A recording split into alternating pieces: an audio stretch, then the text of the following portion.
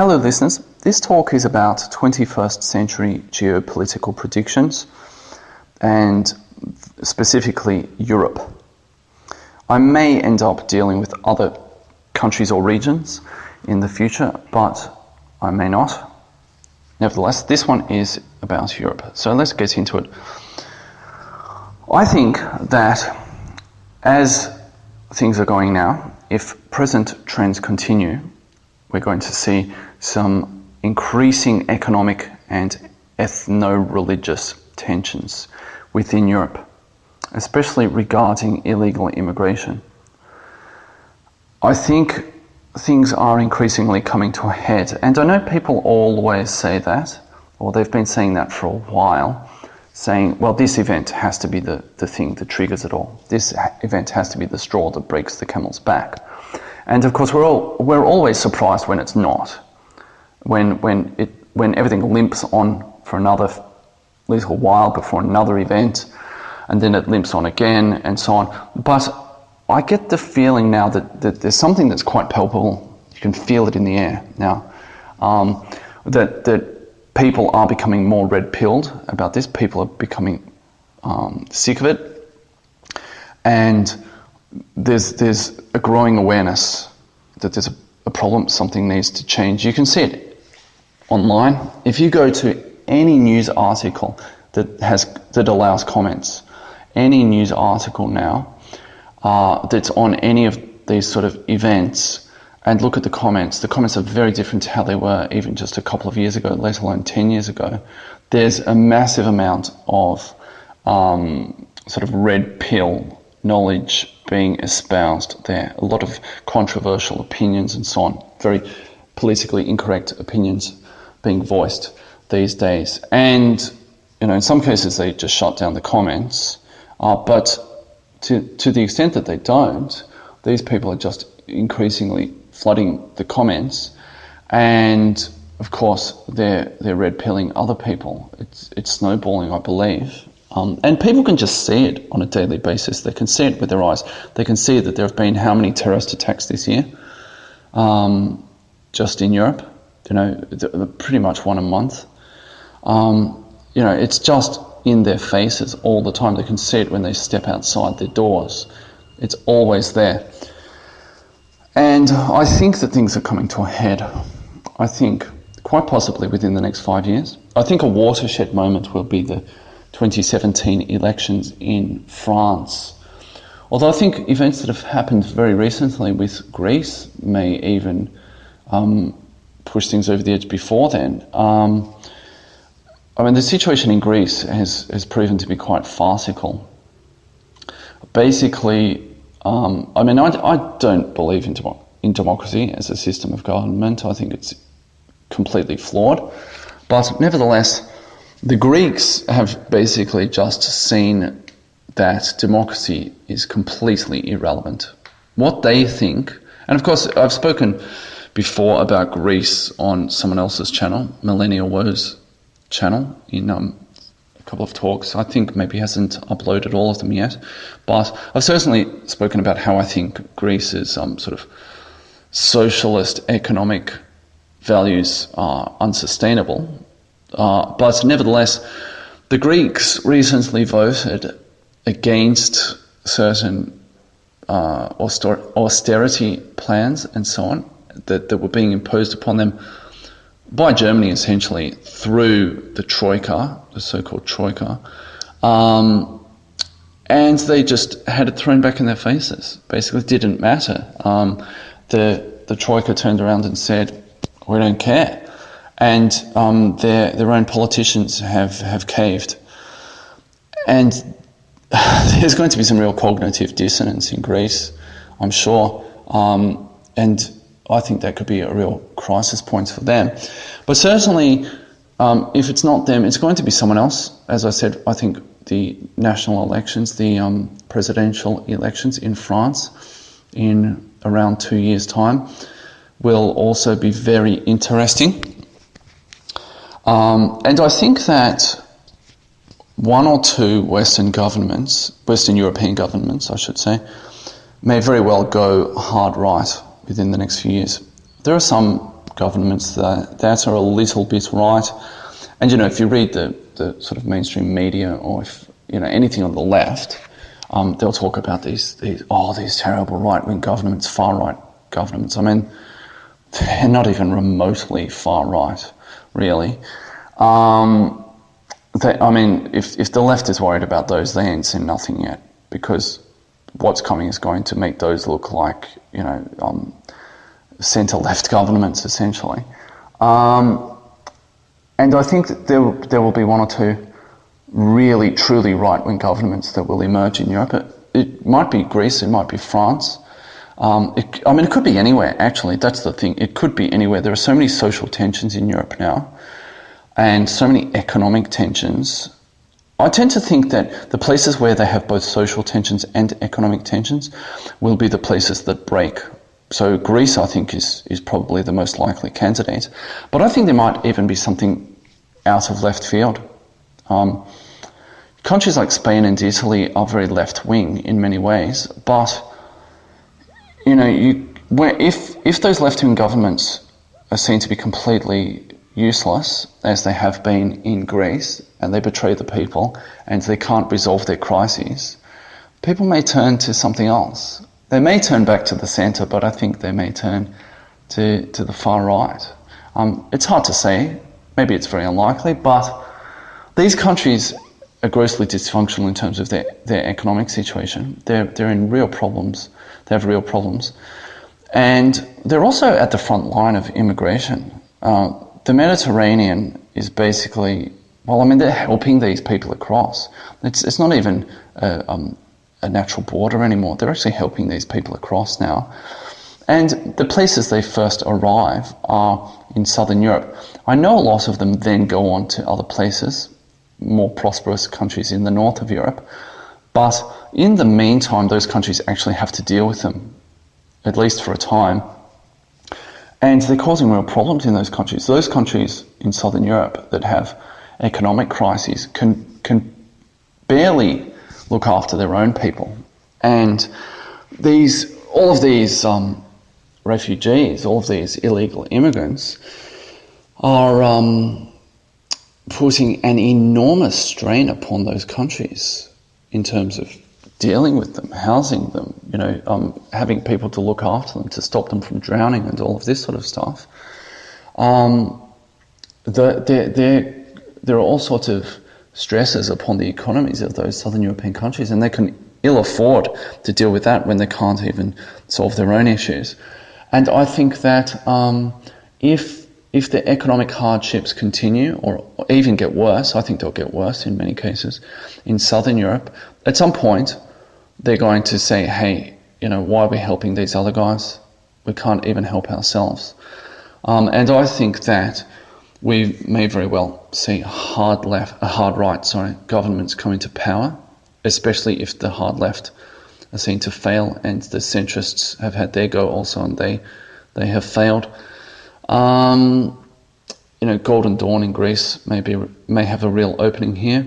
The National Front in France may have a real opening, and we may see similar things begin to arise in other countries that people currently would regard as not being right-leaning, such as Spain, for instance. So what's going to happen after that? Well, of course, other European governments and the EU, the US and so on would freak out if truly hard right governments came into power. Now they might try to kick them out of the EU. They might try to put all sorts of sanctions upon them. I don't know. But I think those people may not care. They may have nothing to lose at that point. They may not care. And also I think that even within other countries that don't go that way, there will be resistance towards their own governments in boycotting those countries or trying to put them down, to try to do something to crush those far-right governments, because I think they will. There's a lot of rising nationalism in Europe, and I think those elements within other countries will really push against their governments doing something to their co-nationalists in other countries. I mean, there are sort of alliances beginning to emerge in Europe between different nationalist groups all across Europe. So I think those people would push against their governments doing something to other Europeans. And also, of course, because if these far-right governments were elected, for instance in Greece, and everyone else came down upon them and said, no, you can't have a far-right government, it would basically expose the whole notion of democracy as being a complete sham. I think people are starting to get onto this. They've recently seen this. Over the past few years, there have been incidents where people voted the wrong way, and the EU said, no, vote again until you get it right. And people were somewhat upset by that, and we've seen recently with the UK elections with UKIP, who got an enormous share of the vote, but only got, I believe it was, one seat. And people said, hey, you know, what's going on there? And I think there's a growing suspicion that democracy isn't really working. And if other governments, if the EU and so on are seen to step upon a government that's democratically elected but is far right, people will say, so what? We only get democracy when it is in line with your wishes?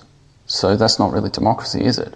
I think these other governments or the EU and so on may find themselves in very hot water with people everywhere, not just in those countries that elected far-right governments. And there may be a cascading effect as a result of that. I mean, certainly if I were a politician in a country that hadn't elected a far-right government, and I were in a far-right political party myself, and someone stepped upon a far-right democratically elected government in another country, I would make huge bales of hay from that. I would use that for all it's worth at every single opportunity in the media and in debates and so on. I would hammer the Prime Minister or the President of that country, of my own country, with, well, you don't like democracy, you stepped upon a democratically elected government in Greece, for instance. I would hammer them with that. And I think that there might be a cascading effect throughout Europe as a result. Now, even if it doesn't get to that point where that happens, I think that there are going to be more and more flashpoints. There are going to be more and more events where Europe finds itself enriched by the religion of peace, receives all sorts of, beneficial events. Some might call them terrorist events, but that would be a cynical way of describing. They're actually quite enriching, really, for those societies. I think Europe will be on the receiving end of a continued stream of such events. I mean, they've had half a dozen this year already. And at some point, people are going to say no. They're going to either insist that their government really do something about this, not the usual sort of token efforts, but really do something about this, or they're going to take matters into their own hands. And we've seen just a tiny bit of this so far, but I think it will increase. For instance, in Sweden, I can't remember exactly which year it was. It was within the past couple of years, when there were big riots and all sorts of, lots of cars being set on fire and so on in Sweden, in Stockholm. There was a group of local indigenous Swedes who basically went out there to sort of prevent these things from happening. And I mean, they didn't, as far as I know, they didn't sort of engage in running street battles or any of that kind of stuff. But that's just the beginning of that. That's just the tip of the iceberg of that. And of course, the authorities reacted with alarm. And I think it was only about 50 people, I'm not sure. But that's just the tip of the iceberg. And inevitably, there are going to be clashes. There are going to be tit-for-tat responses between both indigenous Europeans and non-Europeans, primarily Muslims, and that will quite likely lead to a sort of a downward spiral, basically, and the government will have to walk a very, very fine line in dealing with those people, and I think that increasingly it will become pretty much impossible for them to resolve this in a peaceful manner. I think it will be pretty much impossible for them to satisfy both sides, to be seen to act with an even hand to both sides. I think that every time something like this happens, one side will feel as though the other side was favoured, and that will just continue to aggrieve people.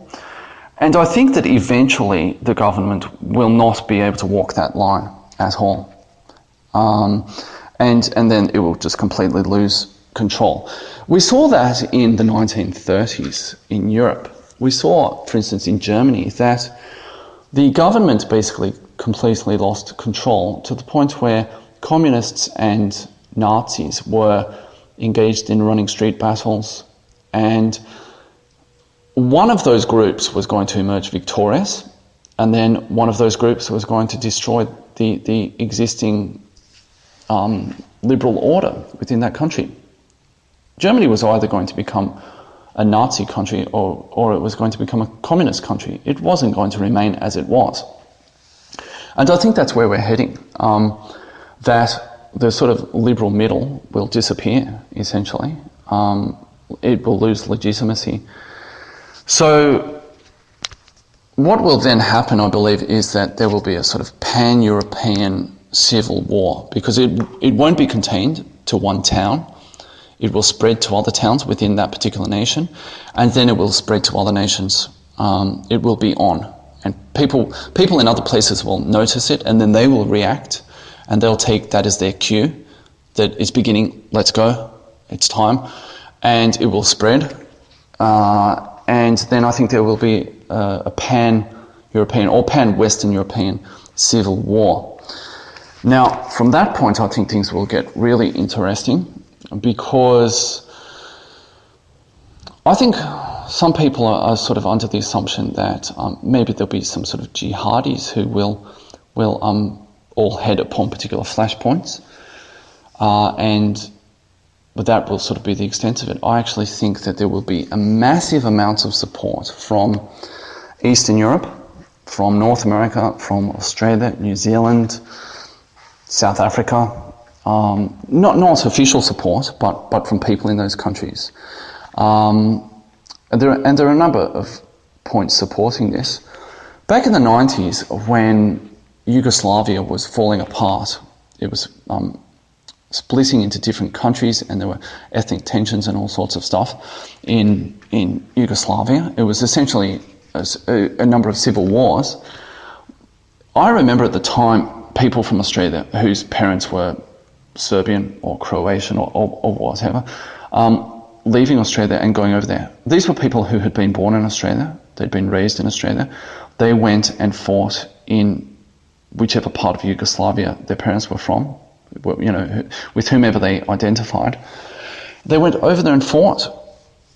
And I think we'll see a similar thing in Europe. Also, historically, there has been the case where different groups have supported, people outside Western Europe have supported different groups within Western Europe. So, for instance, during the time when the IRA was really active in carrying out terrorist attacks in the United Kingdom, there was a lot of support from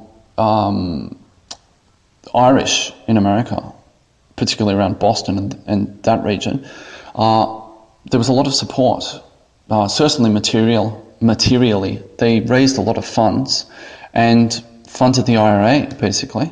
People who had Irish heritage, some of them funded the IRA. And they weren't in Ireland, they weren't in the UK, they were outside Ireland. And likewise, if we go even farther back, Jan Sobieski, I believe he was the third, Jan Sobieski III, if I'm not mistaken. He was a Polish king, and he came to the aid of Vienna, Austria, against the Ottomans. And perhaps I should feel ashamed of myself for not knowing the exact date, but I know it was 16 something. It was in the 17th century. 1683, I'm not sure exactly, but nevertheless it was in the 17th century, and he rallied to help the Austrians because he understood that if Vienna fell, well then, and if Austria fell, who was going to be next? Maybe he would have been next. And he was able to turn the tide.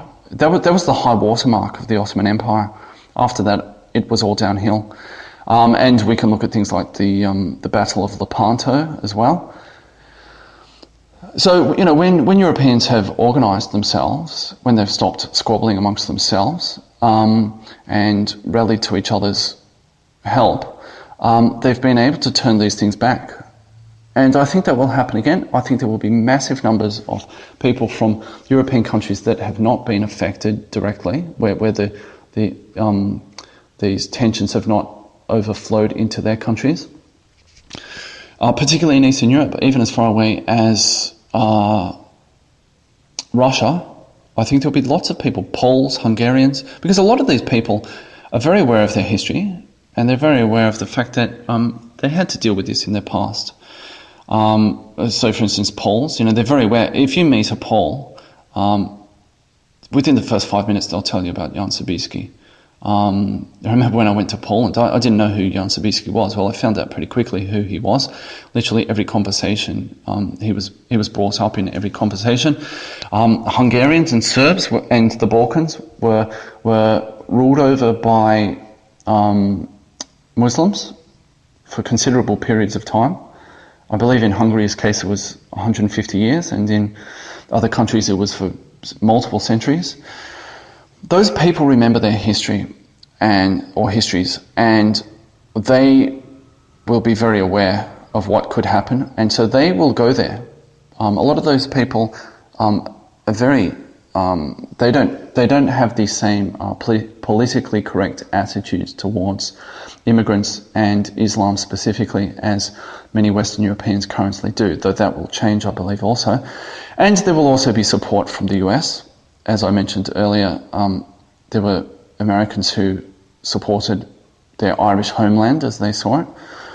There will be Americans and Canadians and Australians and New Zealanders and white South Africans who will see that, the homeland is under threat, and they will go over there either to fight, or if they're incapable or unwilling of fighting, they will supply funds and other resources to aid those who they consider to be their co-ethnics or their co-culturalists.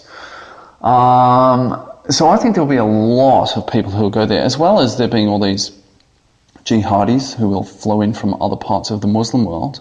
They'll get a real shock when they're up against Poles or Russians or Americans or New Zealanders. They'll get a real shock actually when they see there'll be just as many of those guys as their own, and those people will probably be more effective than them also. Because Europeans really do have a huge capacity for organisation and war and science and all of these things. And the way in which they were beaten in the past by Muslims was when they were fractured, when there were tensions between Europeans, when they played themselves off against each other, and that created an opening for someone else. But in the past, as we've seen, whether it was at Lepanto or Vienna, when they actually said, right, let's put aside those things, let's get our acts together, they can do it. And especially in the modern era, they're just so much better organised. They're more knowledgeable about science and engineering and all of these kinds of things. I think that they would absolutely wipe the floor with jihadis. Now, of course, other actors may get involved or may not get involved. Pardon me. So I'd like to talk about actual governments now, other governments, and to what extent they would get involved.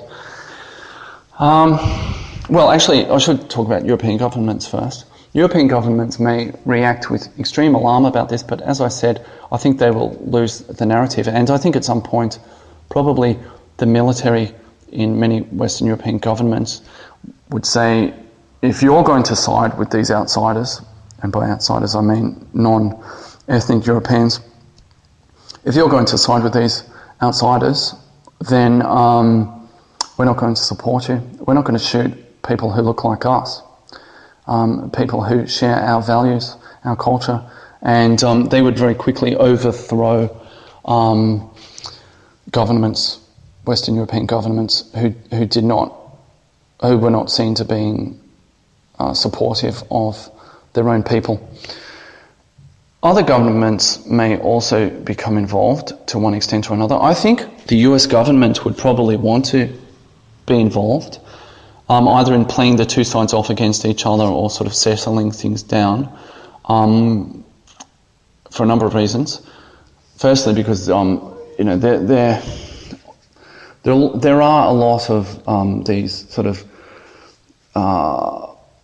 liberal-leaning people high up in the government who are very opposed to Western culture, Western civilization, Western peoples. So they would be greatly alarmed by that. But even people who are not so sort of ideologically left-wing, those who are very much sort of engaged in realpolitik, I think they would be worried about this too, for a number of reasons. Firstly, because they wouldn't want to really see an independent Europe, because I think Europe would then sort of go its own way, and they would break very much from the US. Even if the US didn't oppose them, I think Europe would naturally sort of go its own way afterwards, and be less influenced by American foreign policy and so on. So I think they would be alarmed at that possibility.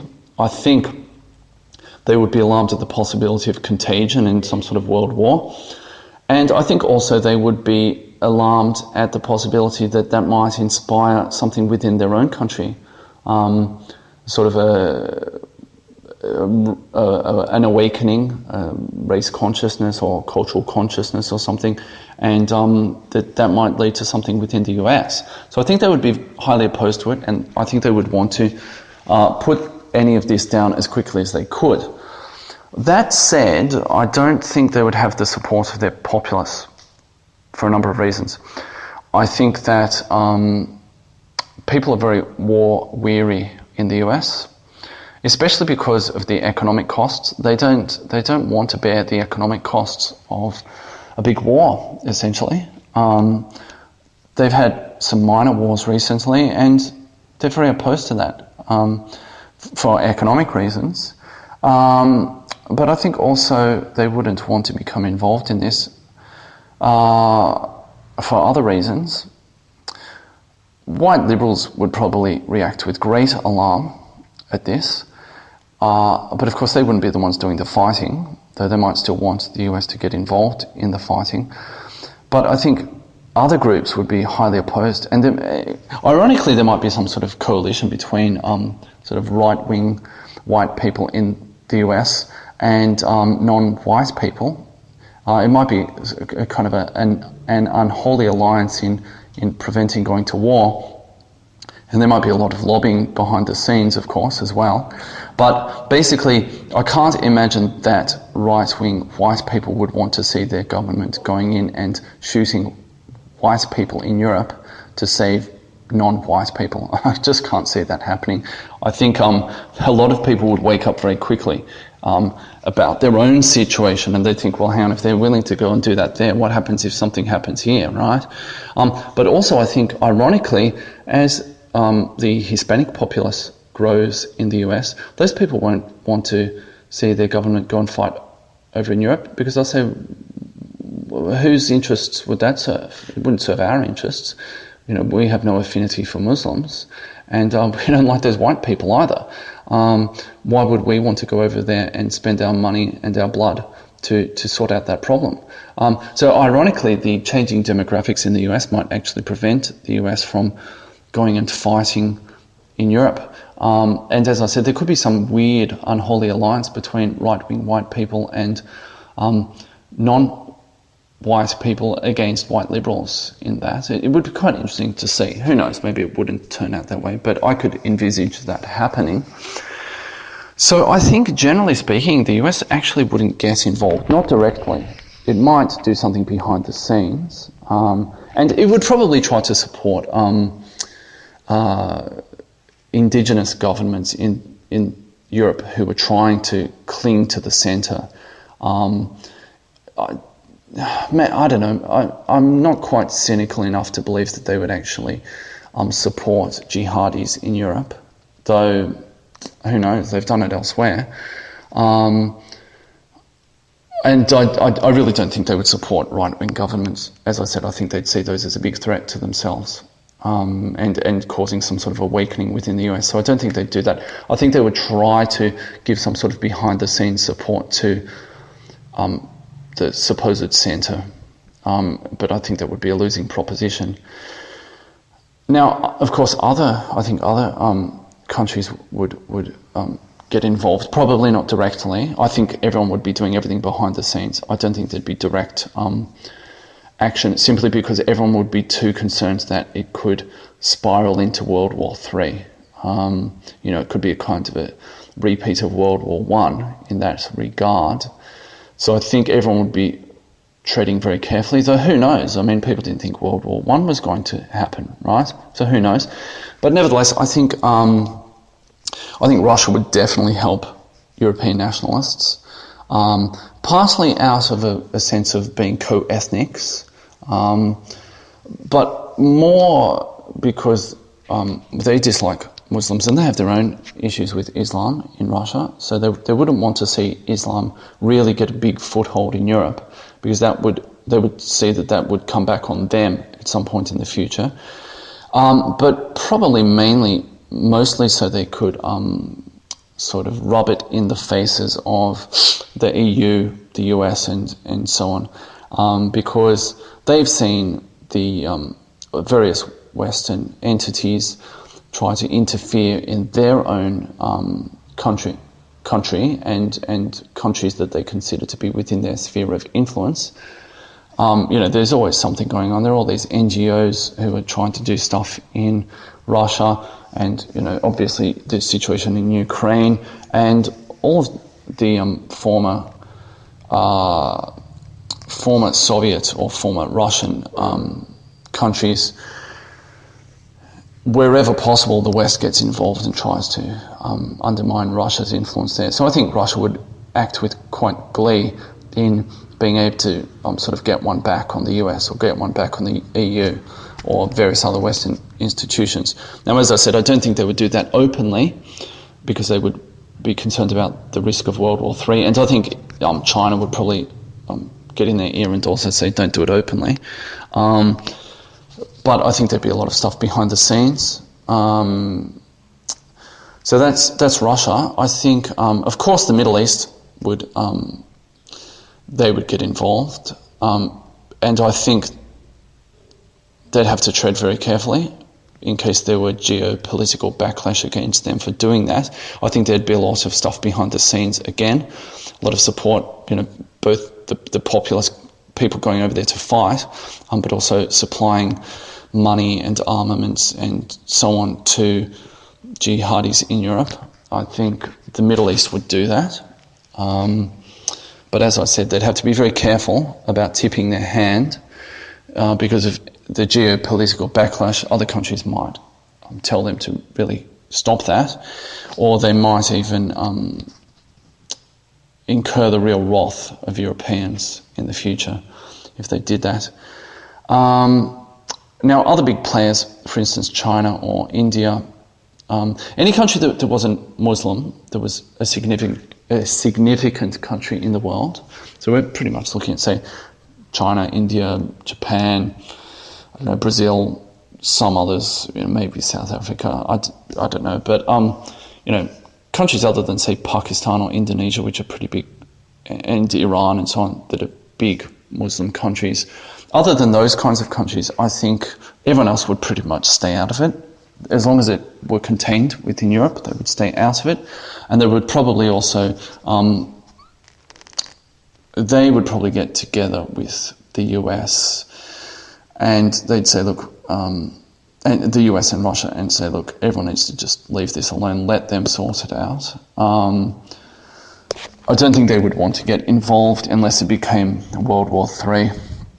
It wouldn't serve their interests at all to become involved. So I think, generally speaking, it would be contained to European actors with some other people behind the scenes. And I think the Europeans would win. I think they will win, should I say, not would, will. I think they will win when this happens, because they are just much better organised. They are smarter. As soft as they appear at the moment, I think a line would be awoken, and I think all of that intelligence, all of that organisational capacity and so on would really come out. And I think they would see it as existential as well. They really would be fighting for everything. So I think they would win. Now, having said that, I think it will be very costly for them to win. There'll be a lot of bloodshed, of course, but also I think there'll be a great deal of destruction. Lots of buildings will be destroyed and so on. They'll need to rebuild many cities. And who knows, there might even be nuclear weapons set off. I don't know. I wouldn't put it past jihadis, if they got their hands on a nuclear bomb and they thought they were losing, to just do that. Or some sort of chemical weapons or anything like that. I wouldn't put it past them. And the other thing I wouldn't put past them would be them targeting cultural objects, cultural artifacts and so on. Things that would have absolutely no military value at all. I wouldn't put it past them to blow up, Notre Dame Cathedral. I wouldn't put it past them to blow up the Eiffel Tower. I wouldn't put it past them to blow up the Louvre, that kind of stuff. And that would be a great tragedy for Europe. It would be an enormous tragedy to lose something like the Louvre, for instance. But I think they would do that out of spite. I really do. We've seen them do that in other places. There was absolutely no reason for them to do it. Many years ago, they did it in Afghanistan with some Buddhist statues in some caves. They blew them up, and there were people from all over the world who said, look, we'll come there, we'll actually remove them, we'll cut them out of the rock and take them away if you're that insulted by them. We saw it in Iraq and Syria. There have been all sorts of cultural artifacts that have been destroyed there from really ancient times, from Babylonian times. We've seen it in North Africa, war graves of people who fought in World War II, allies who fought in World War II. We've seen their graves destroyed and desecrated. So I really would not put it past these people at all to start blowing things up that would have absolutely no military value, but just to do it out of spite, basically. And I think I'll be heartbroken if they do that kind of thing. I think if things start looking like they're getting really tense, I think the very best thing that the supposed centrist governments could do would be to spirit away the entire collection of the Louvre or any other big art museum. They're not going to be able to pick up and move Notre Dame Cathedral or the Eiffel Tower or the Houses of Parliament, all that sort of stuff, right? In Westminster, they're not going to be able to do that kind of thing. They're not going to be able to, take away, great castles or anything like that. But I really hope that they could spirit away the entire collection of the Louvre, or at least the more significant works if they didn't have time to get all of them away, or spirit away the collection in the British Museum, that kind of thing, because those things will be lost, they'll be destroyed, I'm sure, and that would be the greatest tragedy of all, I think, even more so than the bloodshed. I think that would be terrible if that happened. So if it's looking that way, I really hope the centrist governments have the good sense to do that. though I wouldn't count on them actually doing that. But nevertheless, I do think that Europeans will win this war, and it will come at a great cost. But, they will rebuild. Europe will be different afterwards, it will. I think it will take a very hard turn to the right, both politically and culturally, and I think there will be all sorts of repercussions. Firstly, I think there would be mass deportations or even genocide in Europe of the losing side, Muslims. I think those people would be given an ultimatum, leave or die, essentially, even people who hadn't fought, because I think they would be concerned about a repeat in the future. And Islam is that kind of thing that it never goes away unless you force it to go away. And even now, they still consider countries that aren't Muslim, that were once ruled by Muslims, to be part of the Islamic world. They think that one day, they consider the whole world to be like that, actually, that eventually the whole world should become part of, what do they call it, the House of Peace versus the House of War. They consider everything will one day be part of the House of Peace, and if it's not currently part of the House of Peace, part of Islam, then it's part of the House of War. But specifically, they consider any place that was once Muslim that is no longer Muslim, so for instance Spain, or Hungary, I guess, they consider those places to be part of their territory. And they consider any place that has Muslims to be part of their territory, any place they've built a mosque to be part of their territory. And I think that Europeans will understand that, and will say, well, as long as there's even one of them here, there's a problem. And they will, let's hope they give them the chance to leave peacefully, rather than see genocide and so on. Also because, in the future, white liberals who will emerge again, because it's something in the white psyche, who will emerge again, they will beat them over the head with that. They will say, well, there was a 21st century genocide, white people are evil, rah, rah, rah, all the stuff they go on about now with things that have happened in the past. So I think it would be best if they don't do that for a whole lot of reasons. Also because I think it would make them hard in a bad way, actually. I think, if you kill someone else, you not only do something to them that's horrible, but you do something to yourself that's horrible. I hope that they don't end up doing that to themselves in some way. It may actually degrade their culture in some ways. But I don't know, maybe they'll see it as necessary. I could be wrong, maybe it would be necessary to do that. Now, aside from those people, I think it would be hard to say what would happen to other people, other non-Indigenous Europeans. Would those people also be expelled? I don't think they would commit genocide against, Chinese people or Indian people or something like that, or, Caribbean people. I don't think they would commit genocide against them. They might ask them to leave, and forcibly expel them, maybe. It could go that way. They could go fully nationalist and say this is anyone who's not white is not going to be here, essentially. Though, of course, there are all sorts of people who have intermarried and interbred and so on. And I kind of have a horse in that race in that my wife is not white, she's Taiwanese, and we have one child so far, and he's mixed, obviously. And I would hope that people who behave themselves, who wished to see themselves as Western, and wish to contribute to the societies in a positive manner, would not be expelled or killed just because they weren't white. I have friends in the West who are of mixed heritage, or people who are not white at all, but who are quite productive and quite law-abiding and so on. I would hope that, and those people have been there maybe even for generations, I would hope that those people wouldn't be exterminated or expelled. But again, I could be wrong on this, and maybe that would be necessary for Europeans. It wouldn't be in my interests, but maybe it would be necessary for them to do that. I just hope that it wouldn't. I hope that they would say, we shouldn't be killing Chinese, we shouldn't be killing Indians or someone else who's behaved.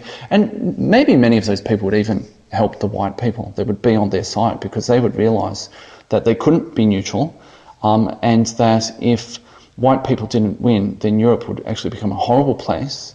Those people left other places and went to Europe because they thought Europe was more advanced, more peaceful, and so on and so forth, and that would be a better life for them or their children. And I hope they would have the good sense to realise which side their bread was buttered on, and side with the indigenous Europeans in that situation, because if the indigenous Europeans lost, life would not be good for those other people either. They'd be forced to convert to Islam. They would be forced to live under Sharia law. So I hope they would have the good sense to see what was what there. I think there would be other things that would emerge out of this. I think there'd be a huge baby boom, actually, for two reasons. Firstly, because they would need to replace the populations in many ways.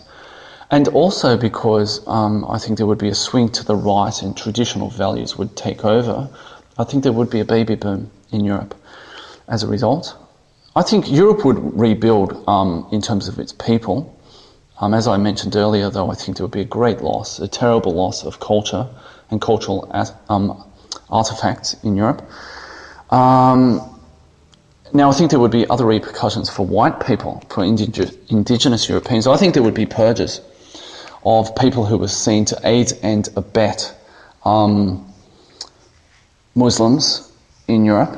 And I think those purges would go, they would look a long way back in time. They wouldn't just look at people who had obviously been part of the conflict within the past couple of years of the conflict or however long it lasted. I think they would look back at people who had prominently supported this mass immigration and the destruction of Western civilization, the disdain for Western culture and all of this stuff. They would look way back.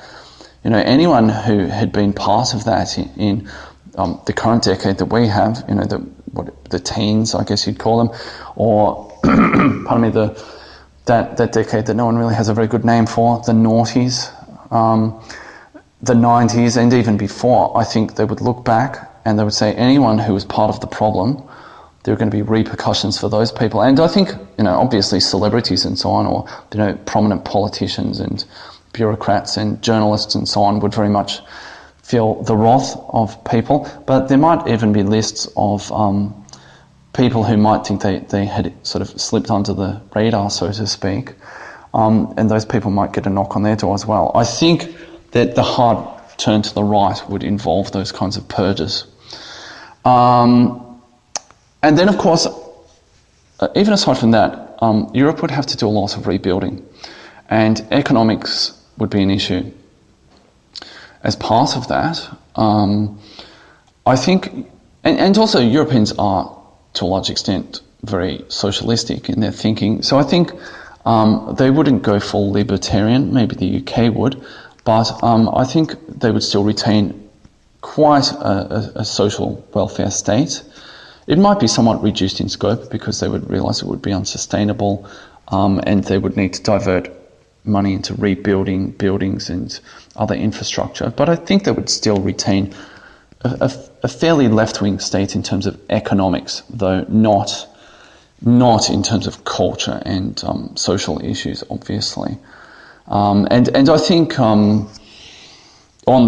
to say a further thing about the social issues, I do think there would be a huge swing back towards European tradition. Now, as to what form that would take, would it still be somewhat secular? Would there be a re-emergence of Christianity? Would there be some sort of neo-paganism? I don't quite know, but there would be some sort of move towards some sort of neo-traditionalism in social mores and expectations. So I think things like feminism and all sorts of other general leftist ideas would find themselves on the chopping block also, as a flow and effect from this. I think Europe would not unite. It might. I think the EU would disappear, at least in its current state. I don't think Europe would become basically one great nation, one sort of empire almost. If anything, I think we're going to see Europe break apart into even more countries, because I think regional identities will increasingly assert themselves in many of the larger European nations, and we might see at least a few of those larger countries split into smaller countries. So I think Europe would probably go towards being a sort of a patchwork of independent states. Though I think whilst they would remain independent of each other, and they might have some sort of minor rivalries, I mean, I don't think they would fight one another, at least not for a long time, because I think they'd be picking up the pieces, and I think they would be very aware that would leave themselves open to attack from outsiders again. I don't think they would fight amongst themselves, within at least half a century, maybe even a century afterwards.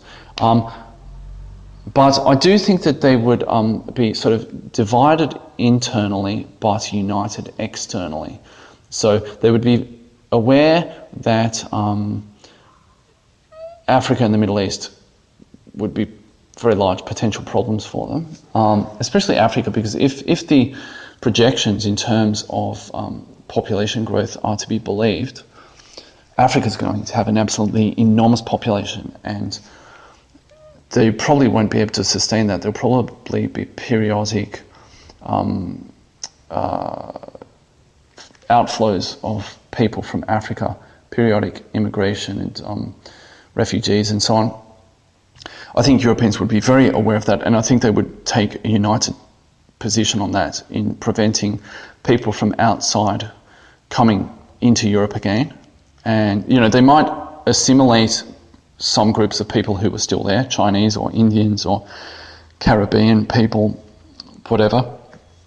But I think they would say no more new people, basically. We'll assimilate these people, but sort of genetically and culturally, and that's it, no new people.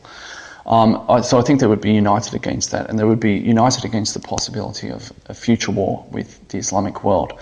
But internally, they would do their own thing. It would be a very sort of loose federation that would really only there might be trade, free trade, and there might be some sort of agreement to aid each other militarily, but that would probably be it. They would all do their own thing internally. So I think Europe would be very inwardly focused. Now, there might be repercussions in terms of them wanting to go on the offensive against the Middle East, particularly if the Middle East had been seen to actively support the people they had just defeated.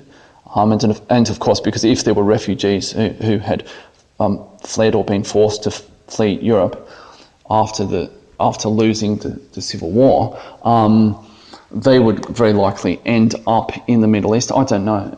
The Middle East might not want them, actually. Who knows where they'd go?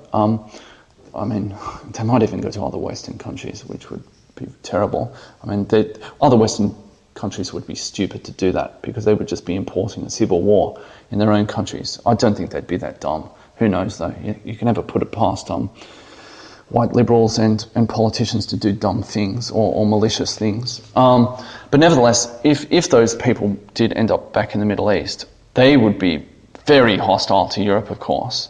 And Europe would probably have to sort of fight skirmishes on a number of occasions. Now, Europeans might want to go on the offensive against particular countries who had really been seen to oppose them, to try to destroy Europe.